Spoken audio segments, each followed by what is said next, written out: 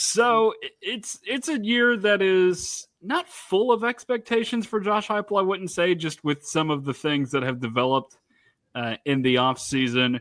But at the same time, this could be a situation, Charlie, in which the team is motivated to go out and prove something. Do you feel like that's the case with this bunch going into 2025? Yeah, I think, now you have a little bit of a chip on your shoulder, and that's a place that Tennessee has operated very well in the last year, not the last couple of years, but when Josh Heupel first got to Tennessee, all the way up like 2022. I think Heupel and his coaching staff, they're good at playing the underdog card.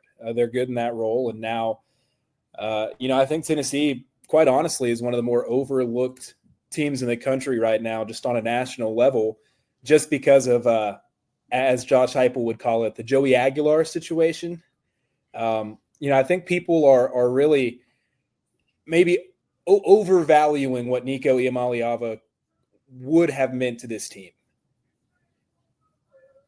Yeah, you're spot on with that, Charlie. I completely agree. Just because we had Ryan Shumpert on a couple weeks ago to talk about this, and one of the big things that we brought up was like, is this team getting the right amount of attention, or is it not getting enough attention? And I think there are a couple of different things that we'll get into in a minute, but I think this team could surprise some people this year.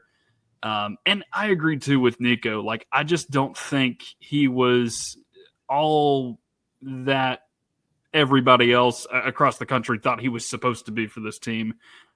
Because and I've told people this on a couple different shows, but Dylan Sampson leaving is what lowered this team's ceiling, not Nico hitting the portal in the spring. Yeah, I was about to say, Tennessee's MO last year was running the football. And Nico, statistically, he wasn't even much better than Joe Milton. So, I feel like he has been overvalued a little bit, or like the loss of Nico rather. I feel like Tennessee has kind of like an underdog mentality going into this season.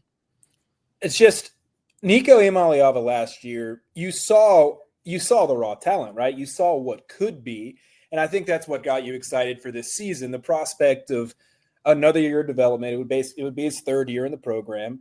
Josh Heupel's done a good job developing quarterbacks throughout his career. So you thought he could take a jump. But in terms of the production that you're going to try and replace this year, you're not asking for a lot. Nico Iamaleava last year, in 6 games against FBS opponents with winning records. So 6 games compared to the rest of the country, he was 85th in quarterback rating, 88th in yards per attempt, 80th in completion percentage, and he had 5 touchdowns, just 5 in those 6 games. So, I think when you're trying to replace that, you're not asking for a lot. Tennessee's offense, I think really just as a whole hasn't been as productive as you'd like them to be the last couple of years. In 2022, 53 plays of 30-plus yards. Last 2 years, you've combined for just 52. So, a lot of focus on the quarterback position as a whole, but I think Tennessee's offense was going to need to take a jump up in all-around production, whether it was Nico or whether it was Joey Aguilar or anybody else.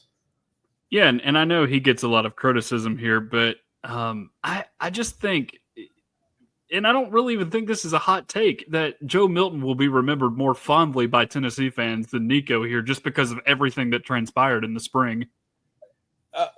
Yeah, more fondly, I think, because, he was a guy that it meant a lot to him to play for Tennessee, and you could tell that. But I think you are talking about probably back-to-back seasons of, maybe number 1 and number 2 of the 2 least productive quarterback seasons that a Josh Heupel coached offense has ever had. So there's plenty of room to grow here, and I would expect Joey Aguilar to be more productive.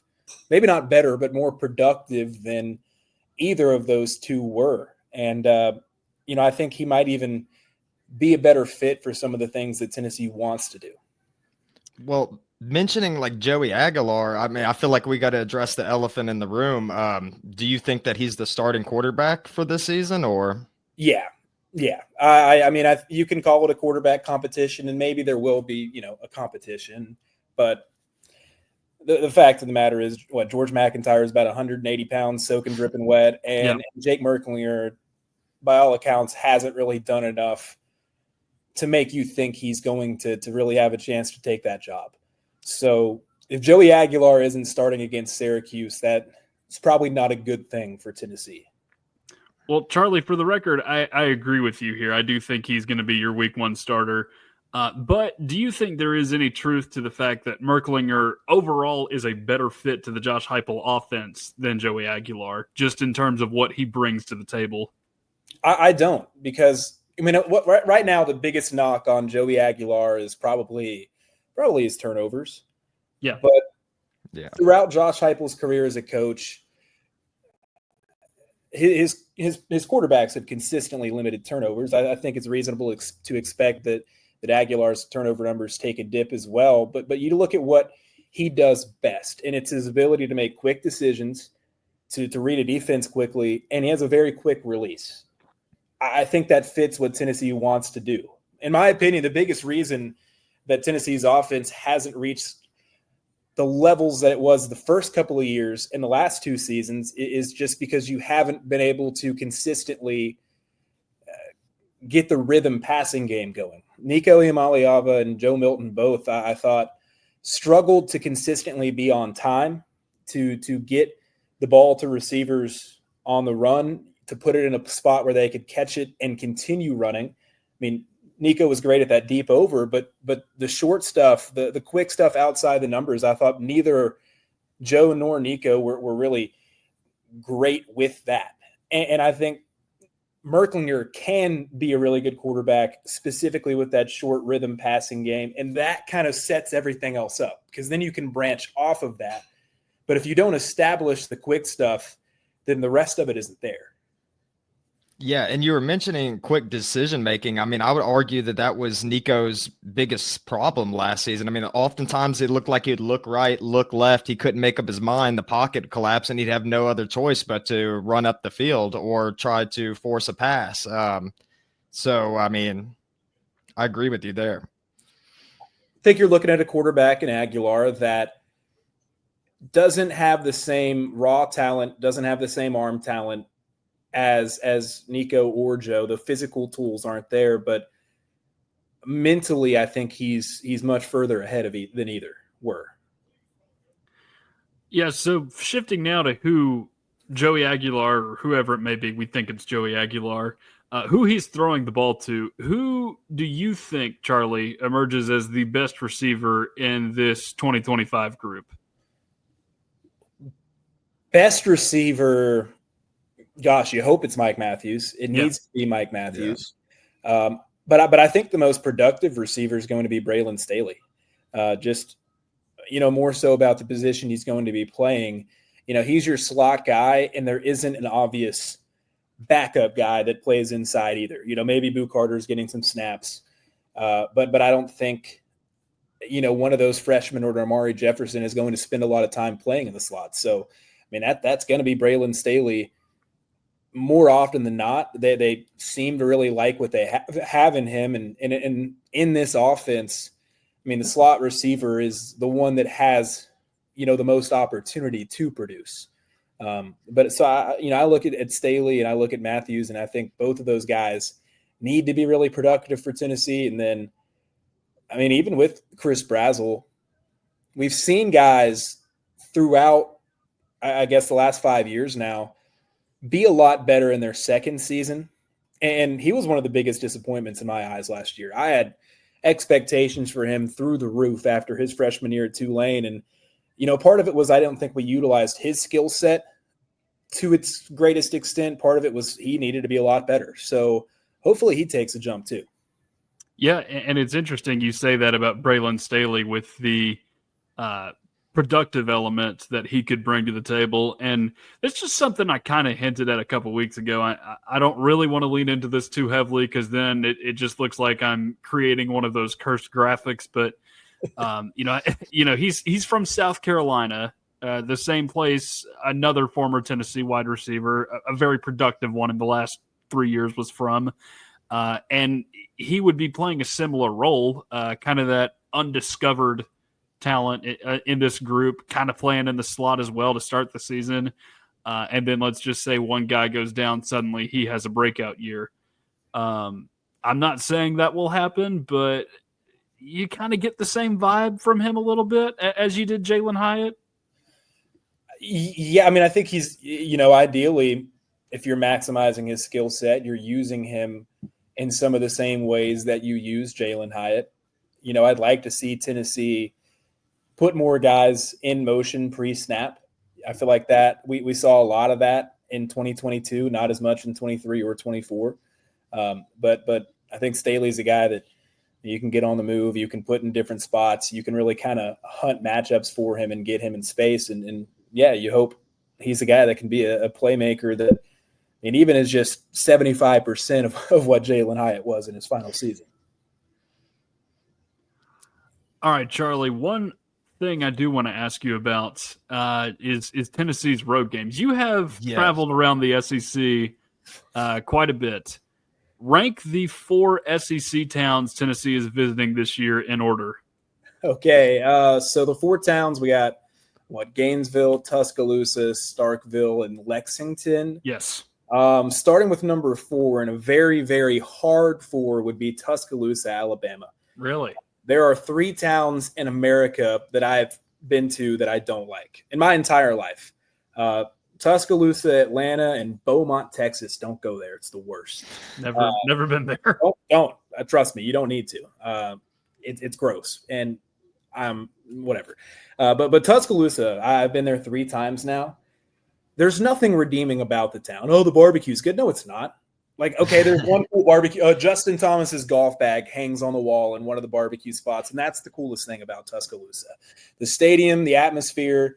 Stadium looks cool. The atmosphere is not great. I agree with you there. I agree 100%. I think Nick Saban kind of fostered a mentality now, the success that they had in their fan base, where they're either relieved or angry, but there's not necessarily a lot of joy. Like, there's not the noise. There's not the same passion you get other places. A night game in South Carolina, heck, a night game in Starkville, if they don't suck, is louder than it is in Tuscaloosa. At number 3, I'll put Lexington. I'm not sure the sun's allowed to shine there. I think it's been gray every single time I've visited. Yeah, that takes major points off.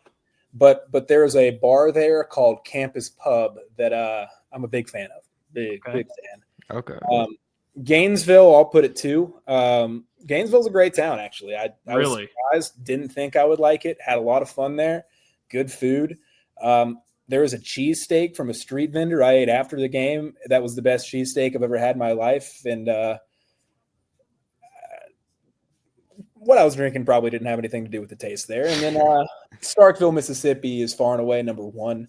And I know you guys are probably going to snicker at that. People watching are going to laugh. But you have an opportunity.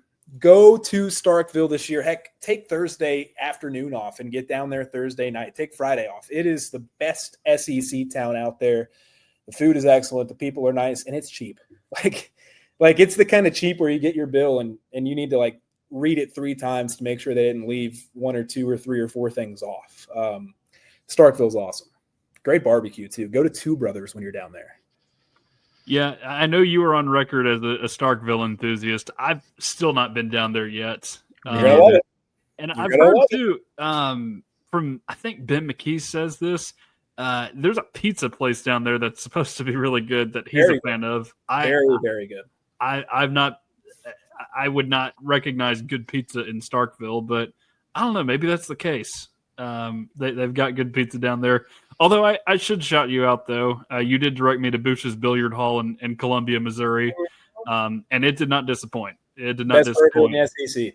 Oh yeah, it was terrific. I mean, it was very well worth the wait because they cook it on that one little I guess grill in the corner. It's tiny. It looks like so something good. like your dad whips out to cook pancakes on like a Sunday morning. Yes, exactly. That's exactly the size of that thing, and it delays some of their production, but I think the burgers were very, very good. It's like a 21 and up establishment. I had to use a fake ID just to go try the burger. I didn't even want to drink there. I heard the burger was so good. I needed it. Nah, I had turned 21 by the time that happened, so I didn't have to use any fake IDs to get in there. They looked at it real hard too. They questioned it, but the part that they were torn up about was the height. Yeah. He's just looking. He's like, "No way, you're 6'2", that was weird. But no, you're definitely 6'2". Yeah, that's what I was saying. I was like, "There's a lot of things on here that are a lie, and that's not one of them." So I don't know what we're doing here, but yeah, Columbia and Starkville are my two favorite food towns in the SEC. Well, speaking of road games, I feel like one of the gripes that some Tennessee fans have with Josh Heupel, it has been like the road games. I mean, when I was doing research a couple weeks back, I think I saw that the only time that Heupel had a winning record on the road was Hendon Hooker's last season there, which would have been like 2022. So how do you think Tennessee fares on the road this season? It's tough. I mean, I guess the first thing when I looked at the schedule, I looked at where's the potential Josh Heupel coach team lays an egg game. And it's not going to be at home. So you do look to those 4 road games. I don't think it's going to be Alabama or Florida because those are just straight up difficult games. You don't lose to Kentucky. So, I mean, I think Starkville actually is kind of a pesky trip. You know, I think it sits in a trap game kind of spot. They're coming off of 2 pretty easy games. They have a bye game. I think they play like Alcorn State and one other bye game. So, you know, they'll have kind of an easy schedule moving in. And, I mean, you'll be coming off of the Georgia game a couple of weeks ago. It's your last game before a bye. Kind of a tough place to play. So I think Tennessee has a pretty tough road schedule in front of them. You just got to find a way to not get beat by Mississippi State, obviously, and, you know, maybe split Florida or Alabama. But I do think as challenging as the road schedule may be, the schedule as a whole is pretty easy for Tennessee. Something they need to be able to take advantage of. I mean, you get probably the worst 4 teams in the SEC, and then you have 4 non-conference games that you're a double-digit favorite in all of them. That should be 8-0, and then you're looking at 4 games you got to split. All right, so that actually leads into a good segue, Charlie, and this will be the last thing. I promise I'll let you run and watch James Wood bat in the Derby, unless he's already doing that. He's hitting a lot of line drives right now. He needs to elevate this baseball. Oh, no. He's spent like a week and a half practicing for the Derby and completely messed his swing up in the last week of baseball before the All-Star break. So I need him to get it All right, together. last thing, Charlie. Record prediction. Lay it on me. Look, I think Tennessee goes 10-2. I really do. I think 10-2 back in the playoffs. That schedule is really, really manageable. You know, I don't know if it's stealing a win at Alabama or maybe you finally do get over the hump and beat Kirby Smart in Georgia. But, you know, for all of the focus on Tennessee's offense and what they're replacing, yes, you replaced Dylan Sampson, but you've also had a productive run game every single year. You've been a top 10 rushing team in college football every single year, whether it was a guy that's really talented like Dylan Sampson or it's a combination of like a Jabari Small and some of those other guys. So, you know, you're not going to necessarily get Dylan Sampson-like production out of one player, but your 3 backs, I think, can combine and still be really productive. I don't think the run game slips. Obviously, moving on from Nico, moving on from a group of receivers that honestly I thought were pretty average. You're not needing to do a ton to get similar production from what you got a year ago from what was a playoff team. And it's a defense that, yes, you lose James Pierce, but it was a defense that was top 10 across the board, really, in a lot of different categories. They defended the run well. They created a lot of negative plays. That secondary is back and looks to be one of the better units in the country. I really like what you got up the middle with the linebacker spot. And Rodney Gardner coaching a defensive line, that's going to go well. I have complete confidence that Rodney Gardner coached defensive line is going to be plenty productive. There's still a ton of talent in that room, and that's probably the position you've recruited best really since Josh Heupel got there. So there's a ton of young talent just ready for an opportunity as well. So I think the defense will continue to operate at an elite level. The offense takes a slight jump in production overall from last year. That combined with an easy schedule, Tennessee's hopefully even hosting a playoff game this year.